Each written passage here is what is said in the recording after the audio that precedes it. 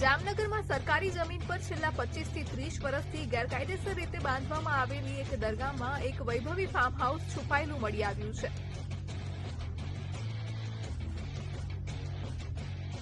આ ફાર્મ હાઉસમાં swimming pool અને બાથટબ જેવી સુવિધાઓ હતી, જેને જોઈને દબાણ હટાવવા ગયેલી ટીમ પણ ચોંકી ગઈ।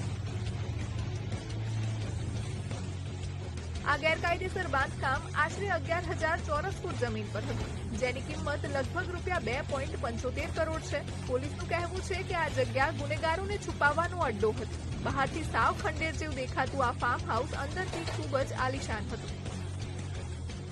અત્યારે તમે જોઈ શકો છો કે બધી જગ્યા એટલી જે લક્ઝુરિયસ જે ફેસિલિટી ઊભી કરવામાં આવેલી છે અને એવા જે ફાર્મ હાઉસ પણ અહીંયા ઊભા કરવામાં આવેલ છે અને આ ફાર્મ હાઉસને બીજી બધી જગ્યા જે લક્ઝુરિયસ વસ્તુ છે અમે અત્યારે જાંચ કરી રહ્યા છે કે શું અહીંયા કોઈ અવૈધ ગતિવિધિ ચાલતી હતી યા બીજી કોઈ વસ્તુ છે, એ બધી વસ્તુ અમે ચેક કરી રહ્યા છીએ।